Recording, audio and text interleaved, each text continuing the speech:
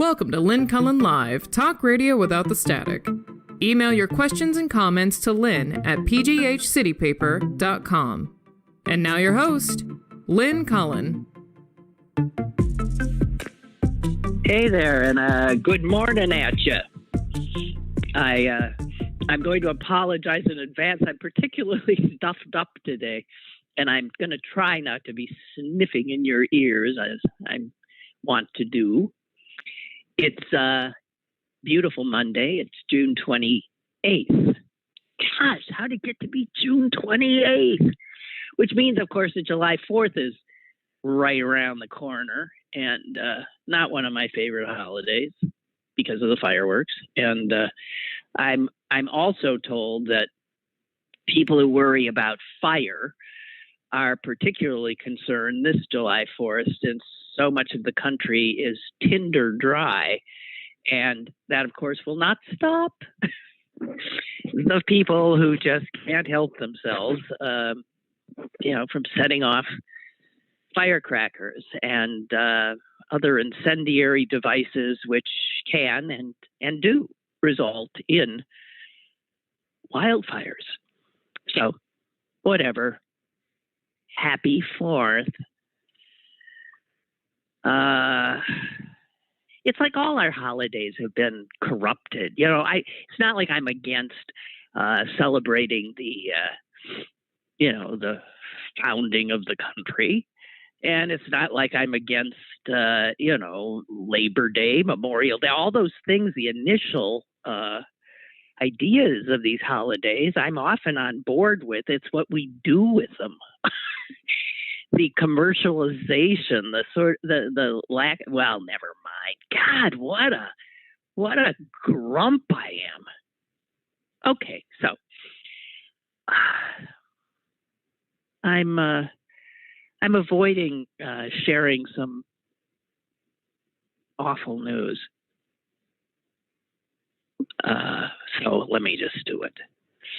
And I thank those of you, and there were a few, and thank you for telling me, because I would not have known, and I wouldn't have seen that one of my former producers, Matt Pritt, who produced the show when I was at WPTT for much of the time.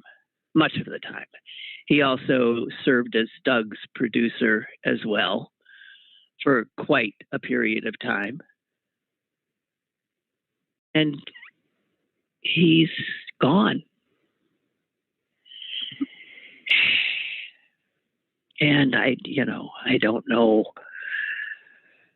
why, what.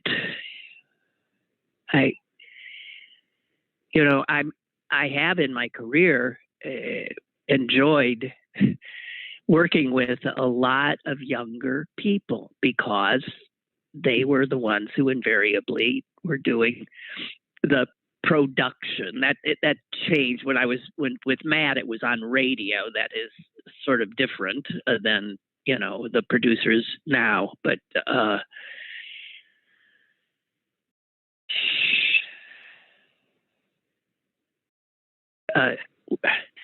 so many of them have died.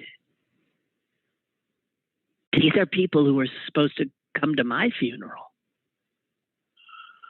I just find it really unnerving. Matt was a very unusual person. He was smart as hell. I've never known anyone like him.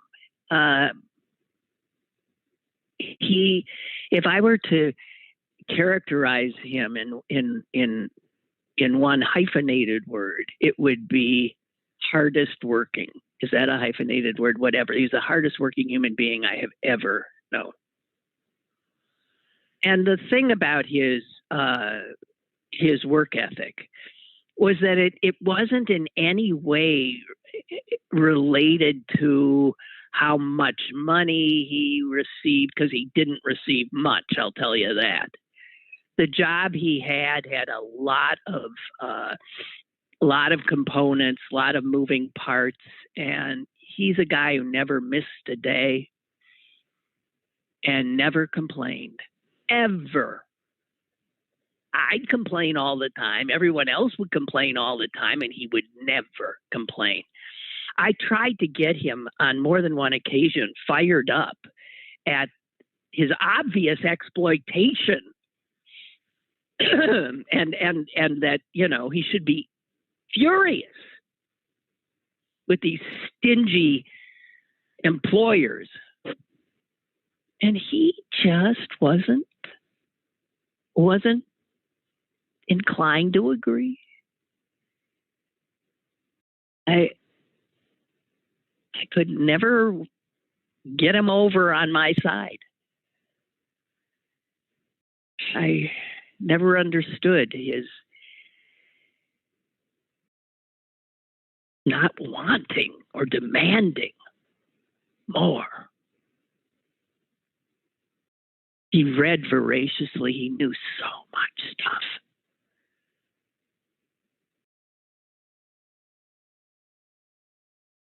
And then he finally left radio and ended up right down the street on Smithfield when I, doing this program, was doing it from Smithfield, where Steel City Media was, which had at that time owned City Paper. And he got in touch with me and said, "Hey, I'm down at the other end. I'm working at Murray, is it not Murray Avenue News? What's Smithfield News? Of course, Smithfield News." So we got together a few times for lunch, but he was working his tail off. Then he became the manager, and then from there he went someplace else that I hadn't known about that change. And my God, he was in his early 50s.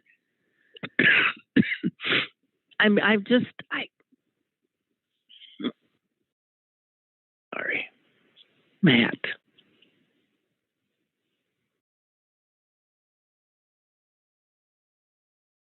Britt. He did not share my politics, but he didn't argue with me a lot about it. Every once in a while we get into it. And he was a worthy adversary. It's just that I couldn't comprehend where he was coming from. I couldn't. He didn't have much. He lived poor. And again, never a complaint. Just hard working. A dream employee. I don't know what Matt would make of the current situation where workers are much more in control and are spurning all these jobs that they used to fill, but spurning them now because, you know what? They had over a year to think about things, as we all did with the pandemic. And they're thinking, I can't make it at that salary and income at that hourly wage, and I'm not going to. By the time I take 2 buses to get to this job, secure some kind of child care for my kid, what is the point? So we're definitely at a moment, and I'm happy to see it, where workers are saying, no.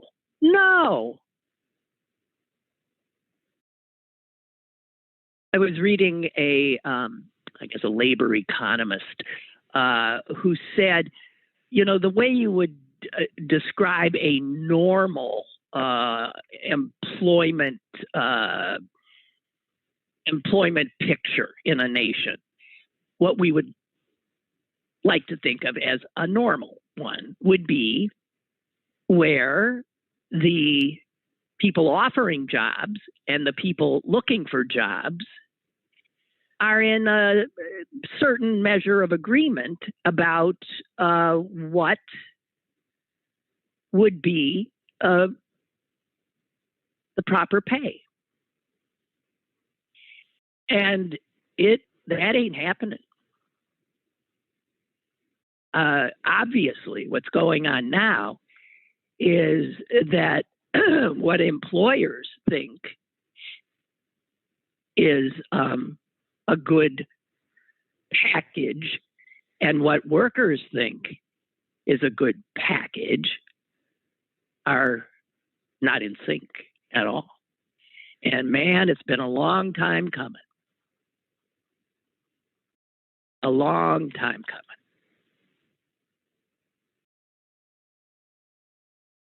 And what this country makes a lot of now are these incredibly low paid jobs that don't give a person working hard in that job doesn't give a person a living wage. That is not sustainable.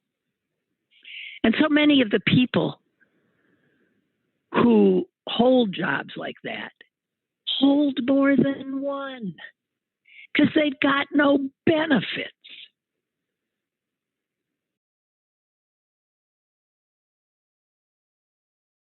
I know incredibly hardworking people who worked for years for the same employer, never offered a wage increase,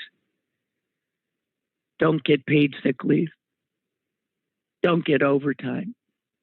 You know, if you work in a small enough shop, you're just you get what you're given.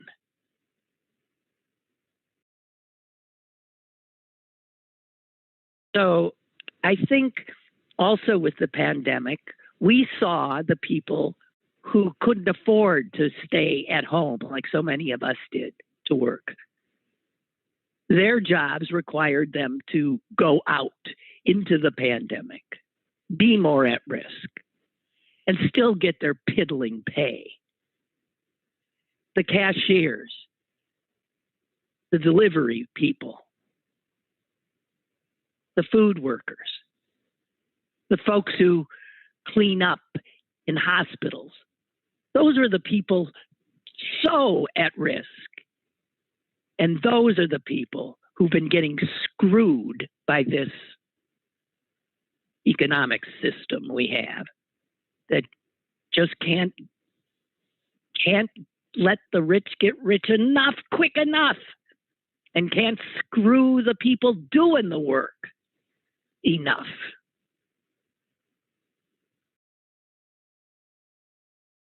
There was a job fair held in St. Louis the other day. Next to nobody showed up. And you know why? Because listen, here's some of the jobs that were being offered. A home health care agency was looking for people. They would be paid $10.30 an hour. The job? To care for disabled children or mentally impaired adults. Now, I don't know about you, but if I were drawing up a list of jobs that required skill, patience, and heart, judgment, and all kinds of stuff, it would be a person like that who was going to be taking care of disabled children and disabled adults, fellow humans who are in need. And we pay those workers the lowest pay we can by law. That's the minimum wage in Missouri, $10.30.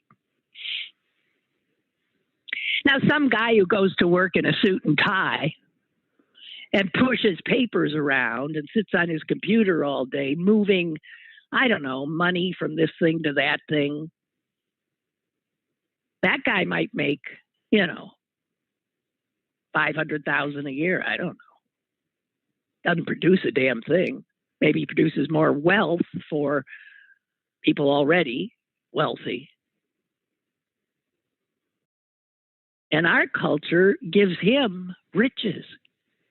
And for the people who we ask to take care of the least of us, our disabled children, our impaired grandparents, we'll give them $10 an hour.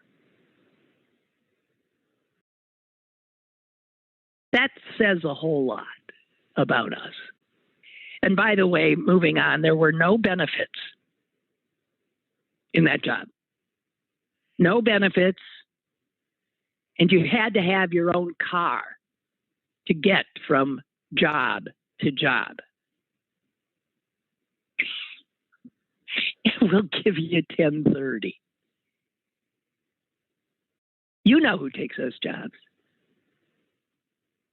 Women. Mostly women of color.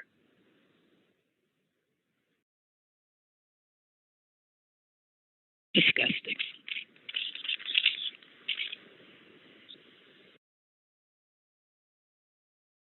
So, a lot of states said the reason these people aren't taking these jobs is because we've been too generous. We've been giving them unemployment benefits. So Missouri was actually, I think, the first state to cut them off. They cut them off. And that's why when they held this job fair, they thought, man, all these, starving people would be banging the doors down to get one of these wonderful $10 jobs with no benefits. Well, they were wrong. Because people didn't show up. And they're not showing up because they've learned in this last year and a half that they are necessary, that things fall apart if they don't work. And they're holding out to get the compensation they deserve. They don't need signs saying, our cashiers are heroes. Let's clap for the first responders. Pay them. I'm sorry if I just screamed in your ear.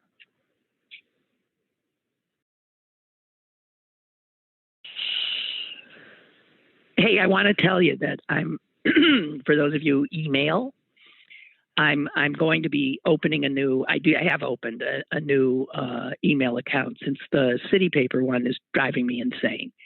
If you continue to use Lynn at pghcitypaper.com, I'll get it. But it's sometimes, it sits on your emails and I don't get them till after the show. You could also instead do this, all lowercase, Lynn Cullen Show at gmail.com. Okay? Because that's up and running now. Lynn Cullen Show at gmail.com. Just needed to tell you that. When last I spoke to you, it was last Thursday, and that the horror, we awoke to the horror of the collapsed condo building in Florida. And I remember saying something like, and there's just one dead. How is it possible there's just one person dead? Well, man, there's going to be over 100, as we know. No one's alive in that. And since when do buildings just fall down like that? Since when? Oh, I know they do in Sri Lanka.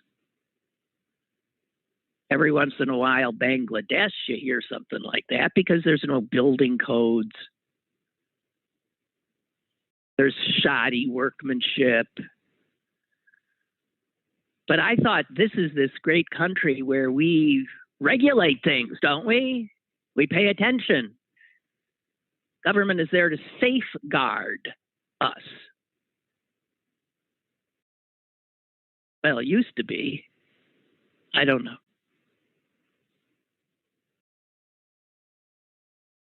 It does look like a third world country when something like that happens. That's why everybody's just standing around with their mouths hanging open. It's inexplicable. It's why when earthquakes happen in more industrialized nations as opposed to very poor nations, fewer people die because there are regulations about buildings having to withstand this or that. And so they stand. They don't crumble and kill. And there's a lot of people talking now about all those high rises that stand facing that ocean and how that ocean is spewing salt and surges from hurricanes and the battering of hurricanes more and more would over time, you can see where it would destabilize, which is why all the other people living in these kinds of buildings facing the ocean might not be sleeping quite as well. Especially if we know now that even when structural deficiencies were or are found, that there isn't a rush to fix them. I haven't heard a lot of talk about who owns this building, who is going to be legally responsible. Whoever they are, they're done, obviously. A bunch of lawyers will get rich.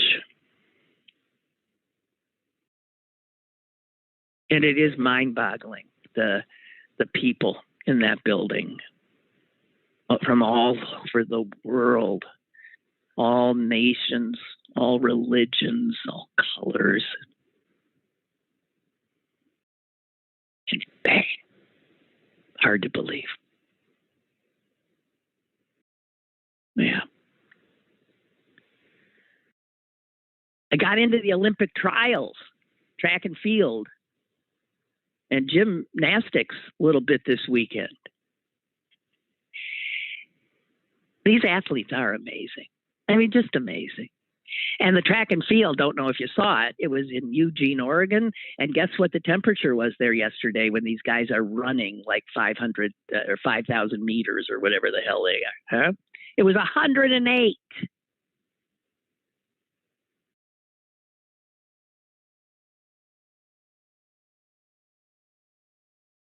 Talk about risking your life.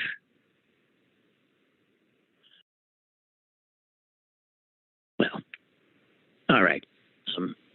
I have been wanting to talk to you about this for a long time, and then I saw this today, and it spurred me. I'll just read you this. This is from Reuters. The original source code for the World Wide Web that was written by inventor Tim Berners-Lee is up for sale at the auction house Sotheby's. And it's being sold as a non-fungible token. An NFT. Wait a minute, guys. Hang on. Oh, I got a caller. Excuse me. Let me go to, before we get into these NFTs, non-fungible tokens, I want to get to Father Joseph. Hi, how you doing? He left? I didn't get in time. Well, call back if you would. I'm always doing that. So now I'll start talking about non-fungible tokens again.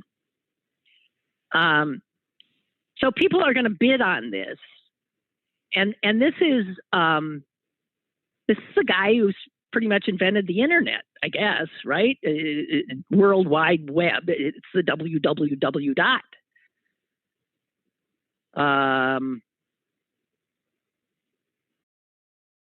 Says right here, the auction house says, and here's where I feel like I'm aging out. I'm becoming a bystander, because here is this, which I frankly understand only on a sort of a very gauzy kind of a level. Says here, the digitally signed Ethereum blockchain non-fungible token. See right there, I'm wobbly.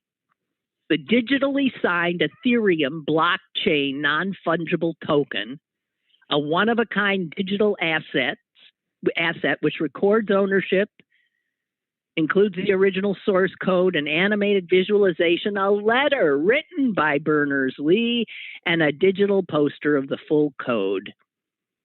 All of that is what's up for auction. And these things, art is now selling like this, but you can sell anything like this. But it's digital. There's artwork now that's going for tens of millions of dollars. And I'm trying real hard to comprehend. Here is something else I read. This is from May. I've sort of been hoarding this stuff because I keep telling myself you're going to sit down and you're going to get your head around this stuff.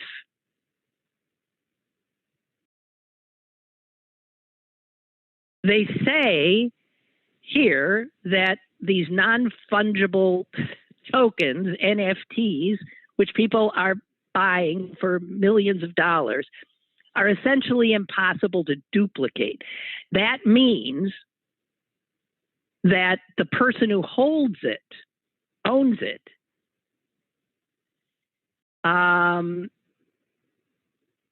is holding something unique, even if they're not even holding it in their hands. I don't understand. It's like a physical piece of art.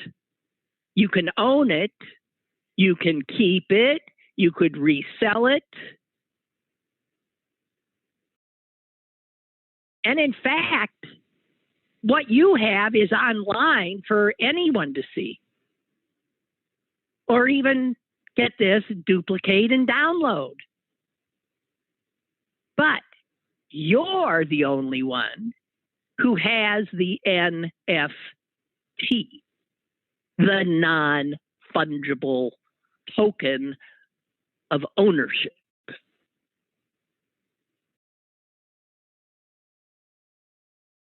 What the hell's going on?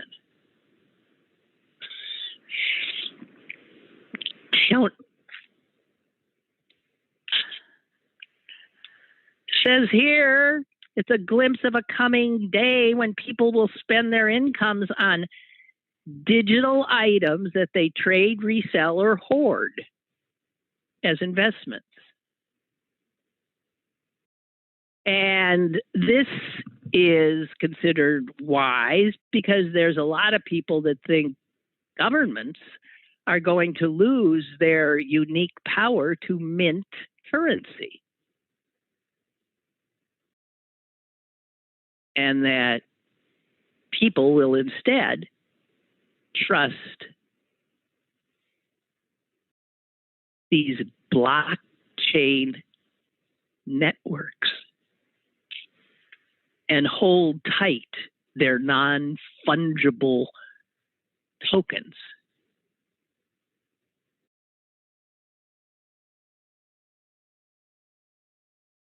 Saw on a sports page somewhere that the guy who was selected in this year's NFL draft, I guess the first guy selected, a kid named Trevor Lawrence. I haven't been paying much attention, so name doesn't ring a bell, but he must be pretty damn good at what he does. I think he's a quarterback. he signed for some extraordinary amount of money, but his signing bonus, get this is a kid just coming out of college, his signing bonus was $22 million plus. That was just the bonus. 22,650,000 something or other, yada, yada, yada. And this Trevor Lawrence, now a multimillionaire, said to the NFL, well, yes, thank you very much, but I would like to have that 22 mil plus put into cryptocurrency. I have an account called Blockfolio, in which I already have Bitcoin and Ethereum, and now I'll have my 22 million signing bonus. Okay, so this is where it's all heading, right? Any of you have an NFT? Lucky you. A non-fungible token. I guess anyone can pretty much sell anything like this, but I still don't understand it. There is so much I don't get anymore. I mean, to be honest, I never even got the whole concept of money. So this is just a new iteration. And why, since I never really understood money, why should I trouble myself to understand non-fungible tokens? Father Joseph. Hello. How are you? Hi. Hello. I'm okay. I'm befuddled. Well, I guess we all are to some extent. I think that the media and the people who are on the ground are hesitant to say anything other than they're doing rescue operations in the midst of that tower tragedy. Of course. Because as long as there is some possible way of finding some survivor, it's called a rescue operation. And then when they start using the word recovery, that's when I know it's over. Yeah. Yeah. Yes. Yes. But the thing is, though, it's out of respect for the families. And, you know, as you know, I think I mentioned I was at the Pentagon attack. And watched the briefings to the families after that for 30 days. So I know exactly what they're doing. And I understand what they're doing and why they're doing it. So I think there's no other way. Really is. There's no other way. So it's just sad. So, well, what is the? I mean, with us all looking at that, knowing that there's been smoke as well as, let's say somebody is in an air pocket somehow in there. If they're being rained on, there's smoke. There's no. I mean, I'm sorry. I'm a pessimist and a realist, and if I had a loved one who I thought was in that rubble, I'm not so sure I wouldn't hope they were gone. Well, does that sound awful? Well, no, because you don't want someone to suffer, I would think. Oh God, right. But that same exact question that same example that you just gave, I remember hearing someone asking that, is it possible, and this must have been, I don't know, 15, 18 days in. Is it possible there could be an air pocket? And the briefer had to say, I'm afraid not. I'm afraid not. And so but yes, those questions will come up, and they'll ask those questions, and as you know, there'll be more and more questions as they continue on. So you asked me to talk a little bit about the graduation at the. Oh yeah, we haven't talked to you since you were at your son's graduation from the Coast Guard Academy and hobnobbing with a guy named Joe Biden. Yeah. So I tell you, you're standing there waiting for the official party to come in, and what they'll do is they'll say, arriving, Secretary of the Department of Homeland Security, and they'll come in. They'll say arriving, the Commandant, of the Coast Guard, he comes in. But when it comes to the president, they don't say the president of the United States. They say arriving, the United States of America. Very what? Yes, really? That's correct. Yes. So arriving. He embodies the nation. Mm-hmm. And then when he arrives, then there's the 21 gun salute, and these are like howitzers. So you can so the sense of power of that position and immense responsibility. You're reminded of that very, very much. And so now I don't know if it's just I don't remember that other places I've been for official functions. So I don't know if that was just a Coast Guard, Navy-ish thing, people coming aboard or something, and they sort of do that even if you're on land. I don't know, but because they do, But I said arriving, United States of America. In the United States of America, I can see where they might say arriving the commander in chief. Mm-hmm. No, that's not what they say. That's not what they say. They say the United States of America. States of America. I said, wow. And so that was pretty interesting. So that was exciting. Of course, there's all sorts of. Are your boys twins? Are your boys twins that they graduated together? No. One was enlisted. He went and he got an associate's degree and said he wanted to go on and to enlist in the Coast Guard and to get a GI Bill to get his bachelor's degree. And so he did that. He went to boot camp and went down to his first assignment, and he was picked up from the fleet. So he came straight from the enlisted ranks from the fleet. And the other one, was an athlete recruited. And so they just happened to be in the same class together. So 2.5 years ago. For heaven's sake. Mm-hmm. Wow. Mm-hmm. And you got to be right there. I mean, you were talking to the United States of America there. That's right. That's right. What did he say to you? What did you say to him? So the way we were briefed was that because we're trying to get everybody through and that you were just going to stand up there, stand at your mark. You get the president hands you the commission. You hand your commission to your cadet.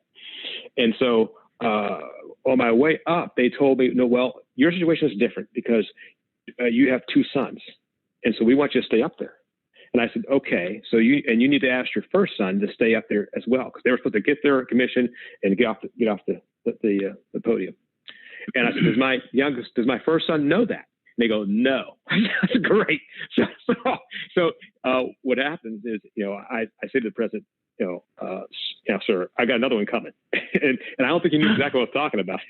and so just as one was leaving, I grabbed him and said, stay here. And then the other one came and got his commission. I was able to hand him his commission as well. So the president says, these are both your sons? I said, yes. And he talks about what I believe he was making reference to his son, Bo. And the reason why I think that is because in his remarks before handing out the commissions, he mentioned Bo in his remarks. And so he said something about his Bo having a very close friend in school, and that his grandmother used to call them Irish brothers because they were always so close together. They were friends, but they were like close brothers. And so I think brothers. The idea of right. And so the fact that we had 2 brothers up there graduating, I think that's resonated with him. And so as I was leaving, because I'm mindful of they're other parents, right? Get out of there. And other parents want to see their kids there too. Yeah, yeah. So I was turning, and then he grabbed a hold of me and says, "Hey, I want to tell you, good job, Dad." And I said, "And Mom." And he says, "And Mom." And then because remember now, I had to get off of that podium and go see my wife. So I mean, this was a good decision. Oh wow! In all honesty, but it was a wonderful time. Mm-hmm. I bet must have been proud but they didn't get put on the same boat. Or ship. No, they're on separate. Yeah, they're on separate vessels, and they're underway. So one's underway, and the other one. And so they're out there doing their operational stuff. And the idea is that the superintendent of the Coast Guard Academy says our mission here is to make sure that we graduate mission-ready ensigns, and that they will be, as soon as they leave here, they'll be standing watch, and they are. So there's not, which is different than my time in the armed forces, where you were training for the big fight. In my particular case, you're always training for the big fight. In their case, they're already in the already actively doing their mission, right? In service, right, guarding, right. Instead of training for it, they're doing it, and so that's a significant difference. So, but they're part of the life-saving service, and we're very proud of them. So I bet you are.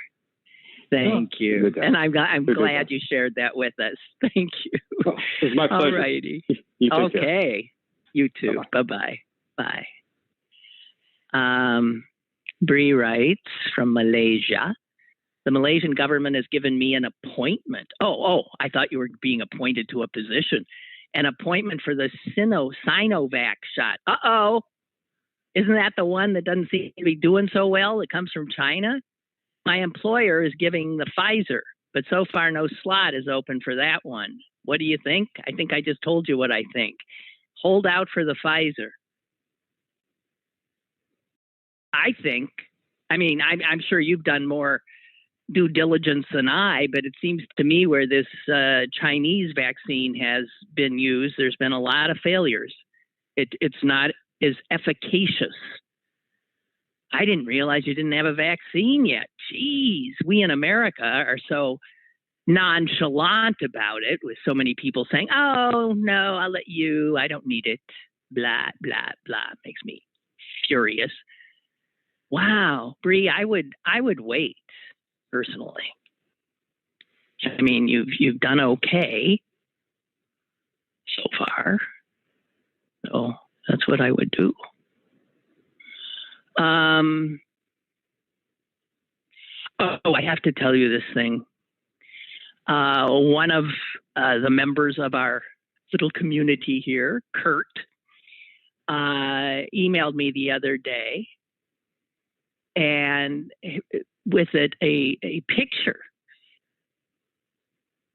And he said this: I was walking around the neighborhood and found that someone had put this out for the trash. The box appears never to have been opened. Well, you know what that box was? As it's sitting in my garage now, thanks to Kurt. It was the original Snow Ease in its original box. I hadn't seen one of those in 20 years, 25 years. I don't know. I couldn't believe it. Someone had gotten the Snowies, had never opened the box, and then put it out in the trash. And damn if Kurt didn't rescue it. So the saga of this particular Snowies continues. And it was Kurt's suggestion that maybe, since so many people remember with affection the Snowies and covet their Snoweases, and or covet someone else's because they want one and you can't find them anywhere anymore, then maybe the thing to do was to auction it off for like charity or something. So if anyone has any bright ideas in that regard, let's do it. Okay?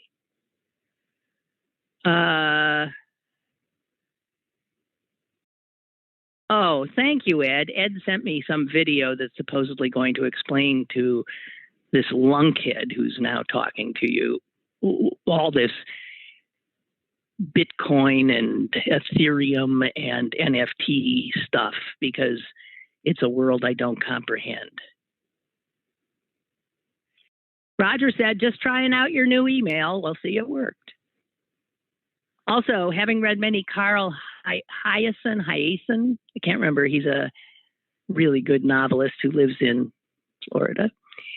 He has painted a pretty interesting picture of Florida politics. Apparently, it's very corrupt.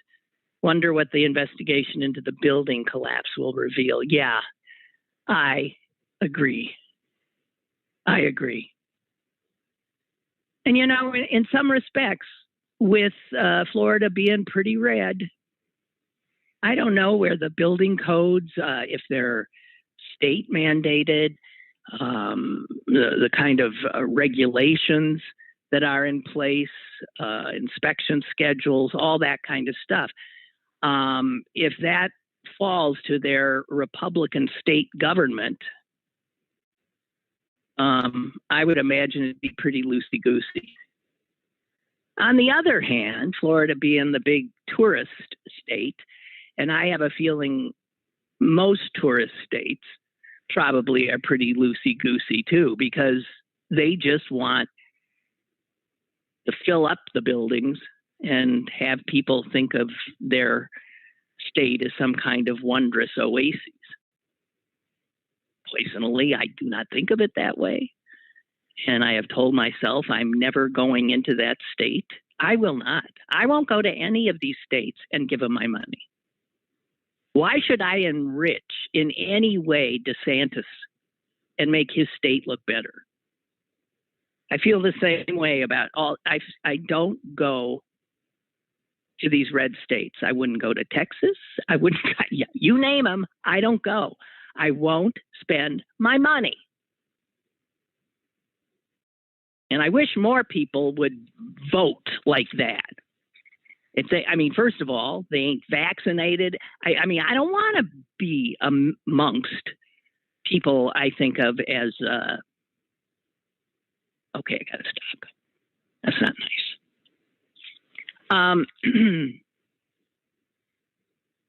Okay, I got one more thing on this digital stuff, because this blew me away, but I guess it makes sense. It says here the top Federal Reserve officials are looking more closely at the possibility of okaying a digital dollar.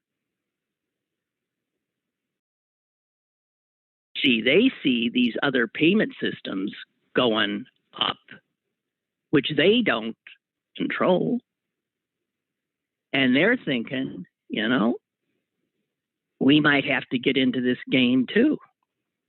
Jerome Powell, the chair of the Fed, said they'll spend the summer outlining the benefits and risks of a U.S. central bank digital currency, which would be like a Bitcoin. And he, made very clear it's not that they've decided to issue a digital currency, but we intend to go forward in a thoughtful and deliberative process. Now, this is happening in nations all over the world. China, which I thought had jumped all over Bitcoin, is further along in developing its own digital currency. And I guess part of the Fed's concern is we don't want to be left behind, as we are in so many ways, by China being more forward thinking. So there's all of that. And Ed, really, thank you for that. I'll try to watch it. I really will. I'll try to, massage my head and have it be ready to accept new thoughts, because it is still capable. Wanted to share also something with you that just boils my blood, and it is it's about the shameless Republicans and how they operate. And these are the far right Republicans who are intent on taking back their country. And they'll do it in any way they can. They'll suppress the vote any way they can. It's not like I'm making this up. You know it. But there was an article about how there are well-funded spy networks and spy schools that are, and they're run by, what's her name? DeVos's, the former education secretary's horrific brother, the mercenary, Prince, right? You know what I'm talking about here. He's teamed up with some gazillionaire heiress who's sitting on all the money from her father, who invented Gore-Tex, the waterproof fabric. Her name is Susan Gore, and she's a nutcase of incredible proportion. She went from transcendental meditation,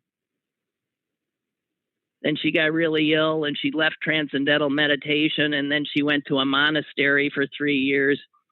And then 2 decades later, get this, she tried to adopt her former husband. She tried to adopt her former husband in an attempt to increase their children's share of the Gore-Tex inheritance. Oh. How do people become so awful? Anyway, so she's funding these spy schools. And the people that get trained are trained to infiltrate progressive movements, democratic committees throughout the states.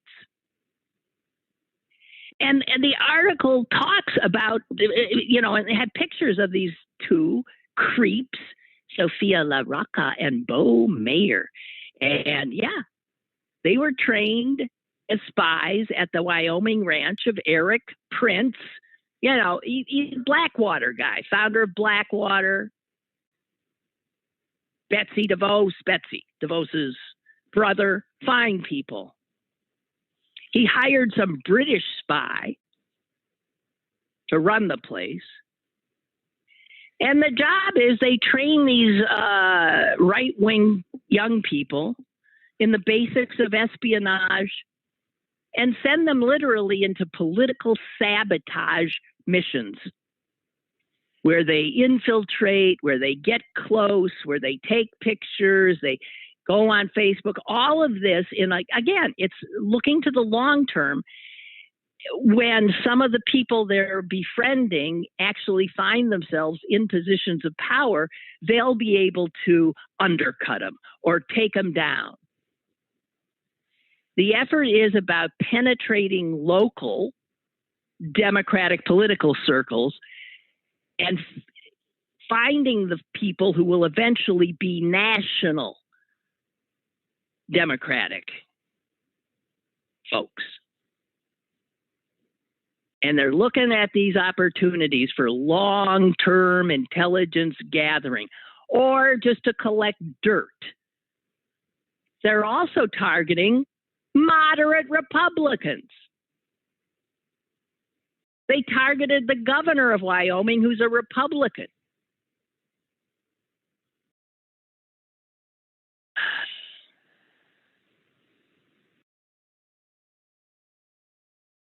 Ms. Gore, who tried to adopt her former husband to get more money, was opposed to this Republican governor and had spent a lot of money trying to knock him out of office and had failed.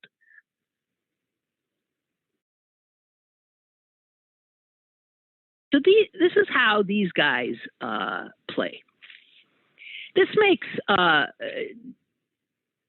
Richard Nixon's dirty tricks crowd,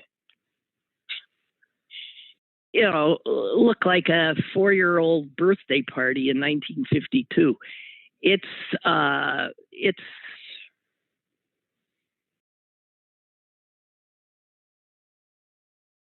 how do you win against people who don't follow any rules, who are shameless, who will insinuate and lie, and it's war to them. So it makes sense. This is like a war they're in, and we're not. how come they're in a war and we're the enemy and we're not in a war? They're acting like they're in a war.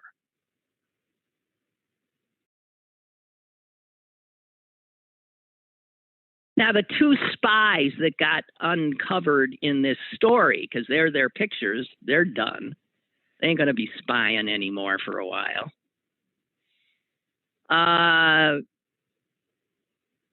No one could quite understand what happened. They befriended all these nice Wyoming Democrats, and then they sort of disappeared off the face of the earth.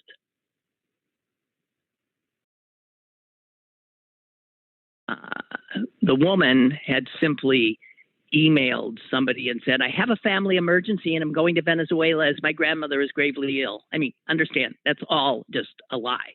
But so they disappeared. But in fact, they were still in the area. They had turned their attention to a business venture. Guess what these two spies are now doing? They're importing ammunition.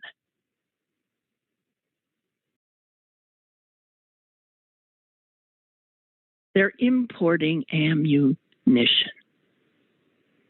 And by the way, the guy spy, this mayor, also happens to be the nephew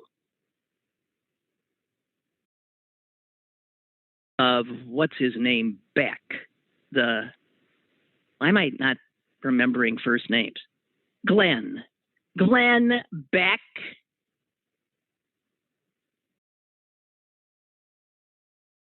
The right-wing gab artist.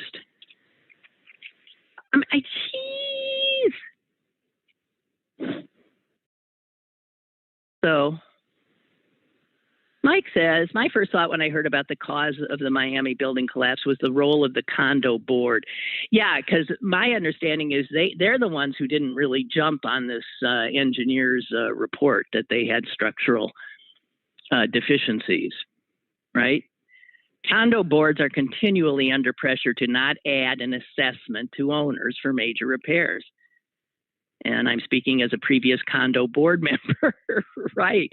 But it shows to Goya that, in fact, the board members, some of whom may obviously be dead now, would be in part liable if their decisions are, this is going to, as I said, just enrich so many lawyers, man. It's a wonder they can even sift through the rubble for, dodging the ambulance chasers that must be around. What? Mike, it says formerly from D.C., now in Upper St. Clair? Did we know that? I thought you were in Florida. Boy, bouncing around. Gigi writes, you can put airlines on your boycott list as well. They don't follow the federal mandate for masks when it comes to pilots in the cockpit. That's right. Pilots are not required to wear masks, nor to be vaccinated. Well, so pilots get to risk their health every time they go to work, not just by being exposed to thousands of people in airports, but by their own colleagues who are not smart enough to get vaccinated or wear a mask. The thing is, I got to get on my first airplane next month. No, in August. I'm getting on my first plane. I'm not thrilled. Yeah. But I gotta. So, and the New York Times has a bunch of charts, at least it did online, about how you can see in states like Pennsylvania and other bluish states that the number of new cases of COVID is just way down. And that's not the case in the Republican states. In the red states, they're seeing this steady uptick, So they're going to be heading in. There's going to be pockets of real breakouts in this country, and they'll be political. It'll clearly be where the virus sees hey, man, look at this. We had a bunch of unvaccinated dumbbells over here. And they'll go to town.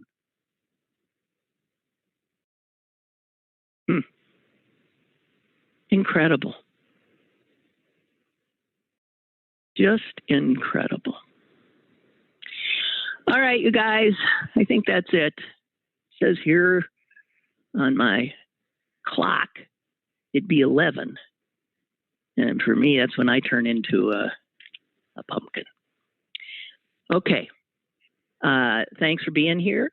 And I'll be back tomorrow. And as far as I know, my sister Susan will be joining me. Hope you will too. Bye-bye. Lynn Cullen Live, Monday through Thursday from 10 a.m. to 11 a.m. and archived at pghcitypaper.com. The opinions expressed on Lynn Cullen Live are those of the host and do not necessarily reflect the viewpoints of Pittsburgh City Paper or its advertisers.